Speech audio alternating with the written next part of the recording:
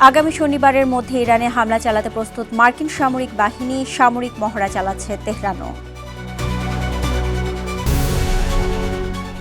যুক্তরাষ্ট্রের ক্যালিফোর্নিয়ায় ভয়াবহ তুষারধসে ৮ জনের মৃত্যু। নিখোঁজ শেষ স্কিয়ারের সন্ধানে অভিযান চলছে।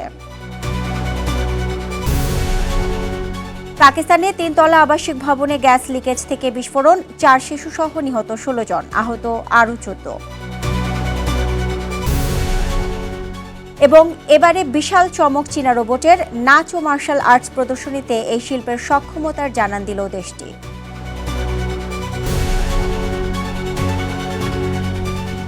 বিশ্বজুড়ে ঘটে যাওয়া দিনের গুরুত্বপূর্ণ ঘটনাবলী নিয়ে আর টিভির নিয়মিত আয়োজন সারাদিনের বিশ্বে আপনাদের সাথে রয়েছে আমি নুসরাত সুলতানা। আগামী শনিবারের মধ্যে ইরানে হামলা চালাতে প্রস্তুত মার্কিন সামরিক বাহিনী। এরই মধ্যে সব ধরনের প্রস্তুতি নেওয়া সম্পন্ন বলে জানিয়েছে গোয়েন্দারা।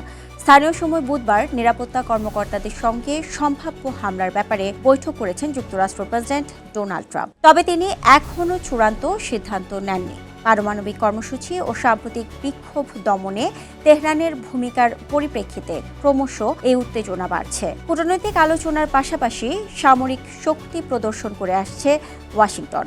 পরিস্থিতি পর্যবেক্ষণ ও পাল্টা হামলা মোকাবেলায় মধ্যপ্রাচ্য থেকে কিছু মার্কিন কর্মীকেও সরিয়ে নেওয়া হচ্ছে। যুক্তরাষ্ট্রের সঙ্গে উত্তেজনার মধ্যেই ইরান একের পর এক সামরিক মহড়া চালাচ্ছে। আজ বৃহস্পতিবার দেশটির দক্ষিণাঞ্চলে রাশিয়ার সঙ্গে এ যৌথ মহড়া দেবে তেহরান। এ সময় সেখান দিয়ে সব ধরনের বিমান চলাচলে নিষেধাজ্ঞা দেওয়া হয়েছে। বার্তা সংস্থা রয়টার্স জানিয়েছে, যুক্তরাষ্ট্রের কেন্দ্রীয় বিমান চলাচল প্রশাসনের ওয়েবসাইটে এ সংক্রান্ত বিজ্ঞপ্তি দেখা গেছে। যৌথ মহড়া চালাতে এরই মধ্যে ইরানের জেটিতে নোঙর করেছে রুশ যুদ্ধজাহাজ। এর আগে চলতি সপ্তাহেই হরমুজ প্রণালীতে নৌ মহড়া চালিয়েছে তেহরান। বিশ্লেষকরা মনে করছেন, মার্কিন সামরিক চাপের মুখে একটি শক্তিশালী পাল্টা সতর্কবার্তা ইরানের। সিরিয়া থেকে প্রায় ১,০০০ সেনা প্রত্যাহার করছে মার্কিন যুক্তরাষ্ট্র। বুধবার এক শীর্ষ মার্কিন কর্মকর্তা এ তথ্য জানিয়েছে বলে বৃহস্পতিবার প্রতিবেদন প্রকাশ করেছে বার্তা সংস্থা রয়টার্স। আইএস জঙ্গি দমনের কারণ দেখিয়ে আন্তর্জাতিক বাহিনীর অংশ হিসেবে মার্কিন সেনারা এ অঞ্চলে বিভিন্ন ঘাঁটিতে অবস্থান করে। তবে সিরিয়ার সরকার সন্ত্রাসী হুমকি মোকাবেলায় আগ্রহী হওয়ায় মার্কিন বাহিনীর আর ব্যাপক উপস্থিতির প্রয়োজন নেই বলে উল্লেখ করেন ওই কর্মকর্তা। এর আগে গত সপ্তাহে সিরিয়ার একটি কৌশলগত ঘাঁটি থেকে সেনা প্রত্যাহার করে যুক্তরাষ্ট্র। এছাড়া দেশটিতে যুক্তরাষ্ট্র ও কুর্দি সমর্থিত এসডিএফ বাহিনীর থেকে বিশাল অঞ্চলের দখল নিয়েছে সিরিয়ার সেনাবাহিনী।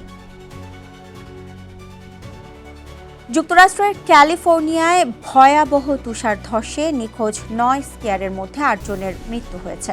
নিহতদের মধ্যে ৬ জন নারী ও ২ জন পুরুষ। স্থানীয় সময় বুধবার লেক তাহো সংলগ্ন ক্যাসেল পিক থেকে তাদের মরদেহ উদ্ধার করা হয়।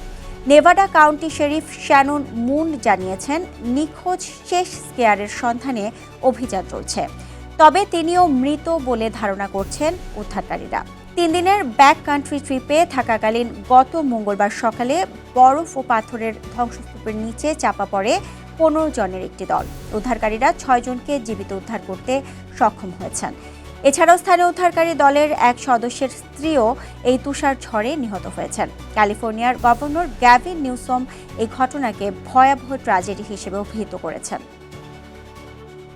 পাকিস্তানে একটি ৩ তলা আবাসিক ভবনে গ্যাস লিকেজ থেকে সৃষ্ট বিস্ফোরণে ৪ শিশু সহ অন্তত ১৬ জন নিহত হয়েছে। এছাড়া আহত হয়েছে আরও ১৪ জন। বৃহস্পতিবার উদ্ধারকারী কর্মকর্তারা এ তথ্য নিশ্চিত করেছেন। বুধবার রাতে করাচির সোলজার বাজারে এলাকায় ভবনের প্রথম তলায় এ দুর্ঘটনা ঘটে। বিস্ফোরণে ভবনের একটি অংশ ধসে পড়ে এবং বহু মানুষ ধ্বংসস্তূপের নিচে আটকা পড়েন। উদ্ধারকারী দল তাৎক্ষণিকভাবে ঘটনাস্থলে পৌঁছে তল্লাশি ও উদ্ধার অভিযান শুরু করে। অনুসন্ধান কার্যক্রমে সব ধরনের প্রয়োজনীয় সরঞ্জাম ও জনবল মোতায়েন করা হয়েছে। কর্তৃপক্ষ জানিয়েছে, ভবনের আশপাশের সরু রাস্তার কারণে উদ্ধার কাজ ব্যাহত হচ্ছে। ভেনেজুয়েলা থেকে সরাসরি অপরিশোধিত তেল কিনতে চলেছে মার্কিন রিফাইনারি ফিলিপস 66 এবং সিডকো পেট্রোলিয়াম। সর্বোচ্চ মুনাফার লক্ষ্যে আগামী এপ্রিল থেকে এ পরিকল্পনা কার্যকর করতে আগ্রহী তারা। তবে আইনি জটিলতার বাধা ভাবাচ্ছে কোম্পানিগুলোকে। বিস্তারিত জানাচ্ছেন আব্দুল মালেক। ট্রেডিং হাউস বা মার্কিন তেল জায়ান্ট শেভরনের মাধ্যমে ভেনেজুয়েলা থেকে তেল কেনে অন্যান্য কোম্পানি। তবে এবারে মুনাফা বাড়াতে সরাসরি তেল কিনতে চায় মার্কিন প্রতিষ্ঠানগুলো। বার্তা সংস্থা রয়টার্সের করা এক প্রতিবেদনে বলা হয়, মার্কিন রিফাইনার ফিলিপস 66 এবং সিডগো পেট্রোলিয়াম আগামী এপ্রিল থেকে সরাসরি ভেনেজুয়েলার রাষ্ট্রীয় তেল কোম্পানি পিডিভিএসএ থেকে তেল কিনতে চায়। ফেব্রুয়ারিতে সরবরাহের জন্য জানুয়ারিতে ট্রাফিগুরা ট্রেডিং হাউস থেকে 5 লাখ ব্যারেল অপরিশোধিত তেল কেনে সিডগো, যা 2019 সালের পর তাদের প্রথম ভেনেজুয়েলা থেকে তেল আমদানি। সরাসরি কিনতে আগ্রহী দেশটির আরেক শীর্ষ ক্রেতা ভ্যালেরো। কোম্পানিটি এর আগে যুক্তরাষ্ট্রের গলফ কোস্টে সরবরাহের জন্য ট্রেডিং হাউস ভিটলোর থেকে তেল কিনেছে। ভেনেজুয়েলার তেল চীনের পরিবর্তে সম্প্রতি যুক্তরাষ্ট্রের দিকে যাওয়ায় দামও কিছুটা কমেছে। সূত্রের বরাত দিয়ে প্রতিবেদনে বলা হয়, সম্প্রতি ভেনেজুয়েলার মেরে ক্রুড ব্রেন্ট তেলের চেয়ে ব্যারেল প্রতি $10 কমে অফার করছে ভিটলো এবং ট্রাফিগুরা। পিডিভিএসএ থেকে সরাসরি লেনদেন করতে হলে মার্কিন ট্রেজারি বিভাগ থেকে সুনির্দিষ্ট ছাড়পত্র বা লাইসেন্সের প্রয়োজন হয়, যা শুধু ট্রাফিগুরা, ভিটল এবং শেভরনেরই রয়েছে। তাই অন্য প্রতিষ্ঠানগুলো লাইসেন্সের জন্য দৌড়ঝাঁপ শুরু করেছে। তবে পিডিভিএসের সীমিত সংখ্যক জাহাজ, ব্যয়বহুল ship to ship transfer fee বড় বাধা হয়ে দাঁড়িয়েছে তাদের জন্য। এছাড়া এখনও ওয়াশিংটনের নানা নিষেধাজ্ঞায় রয়েছে ভেনেজুয়েলা। আব্দুল মালেক, RTV। ইউরোপীয় শেয়ার বাজার বুধবার ঊর্ধ্বমুখী অবস্থায় লেনদেন শেষ হয়েছে। সর্বশেষ যুক্তরাজ্যের মূল্যস্ফীতি সংক্রান্ত তথ্য মূল্যায়ন এবং বৈশ্বিক বাজার পরিস্থিতি পর্যবেক্ষণের মধ্যে বিনিয়োগকারীদের আস্থা বাড়ায় প্রধান সূচকগুলো ইতিবাচক ধারায় ছিল বলে ধারণা করা হচ্ছে। এদিন প্যান ইউরোপিয়ান স্ট্রোকস 6000 সূচক 1.2% বেড়ে দিন শেষ করেছে, আর অধিকাংশ খাতই ছিল ইতিবাচক ধারায়। তবে জার্মান বহুজাতিক কোম্পানি বায়ারের শেয়ার 7.2% কমেছে। যুক্তরাজ্যের জাতীয় পরিসংখ্যান অফিস জানিয়েছে, জানুয়ারিতে যুক্তরাজ্যের মূল্যস্ফীতি 3% নেমেছে। বিশ্লেষকদের মতে বছর শেষে তা 2% নেমে এলে ব্যাংক অফ ইংল্যান্ড সুদ হার কমাতে পারে। এদিকে বুধবার বিকেলে ব্রিটিশ পাউন্ড মান ডলারের বিপরীতে 0.2% কমে $1.3547 নেমে এসেছে। এবারে বিশাল চমক নিয়ে এসেছে চীনা রোবট। চাইনিজ নিউ ইয়ার উপলক্ষে আয়োজিত অনুষ্ঠানে নাচ, মার্শাল আর্টস প্রদর্শনী করে নিজেদের রোবট শিল্পের সক্ষমতার জানান দিল দেশটি। বর্তমান সক্ষমতা আরও বাড়িয়ে 2045 সালের পর 10 কোটিরও বেশি হিউম্যানয়েড রোবট ব্যবহার করতে চায় চীন। বিস্তারিত আব্দুল মালিকের প্রতিবেদনে।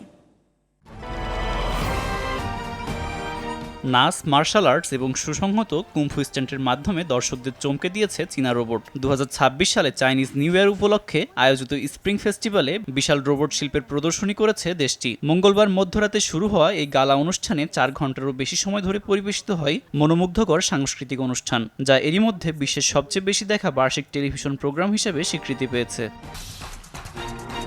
প্রদর্শনীর দায়িত্বে থাকা প্রতিষ্ঠান ইউনিট্রি রোবোটিক্সের প্রতিষ্ঠাতা ওয়াং ঝিংঝিং তাদের বিগত সময়ের সাফল্যের জন্য পরিশ্রমের কথা তুলে ধরেন। আমরা গত 12 মাস যাবৎ রোবটগুলোকে দ্রুত ও দক্ষ করতে কাজ করেছি। প্রতিটি মুভমেন্টের টাইমিং 1 সেকেন্ডের 100 ভাগের 1 ভাগ নিখুঁত হতে হয়, যাতে তা সঙ্গীতের সাথে পুরোপুরি মিলে যায়। এটি ঠিক মানুষের নাচ বা তালের সাথে মার্শাল আর্ট করার মতো। এখন আমরা রোবটগুলোকে মঞ্চে দৌড়াতে, পারফর্ম করতে এবং পরবর্তী স্পটে দৌড়ে যেতে সক্ষম করেছি। তাদের গতি গত বছরের তুলনায় আনুমানিক 5 থেকে 10 গুণ বেড়েছে। এদিকে বেজিং ভিত্তিক নোয়েটিক্স রোবোটিক্স কোম্পানির তৈরি রোবটগুলো একটি বিশেষ কমেডি স্কেচে অংশ নেয়, যেখানে তারা পিছনের দিকে ডিগবাজি দেওয়ার কৌশল প্রদর্শন করে, যা চীনার রোবট শিল্পের আধুনিকায়নের চিত্র তুলে ধরে। চীন বর্তমানে বিশ্বব্যাপী হিউম্যানয়েড রোবটের 68% অধিকারী। ওয়ার্ল্ড রোবোটিক্স 2025-এর রিপোর্টে দেখা যায়, চীন টানা 11 বছর ধরে বিশ্বের বৃহত্তম রোবট শিল্পের বাজার হিসেবে অবস্থান করছে। এছাড়া দেশটিতে 1,90,000-এর বেশি বৈধ রোবোটিক্স পেটেন্ট রয়েছে, যা বিশ্বের মোট সংখ্যার প্রায় 2/3।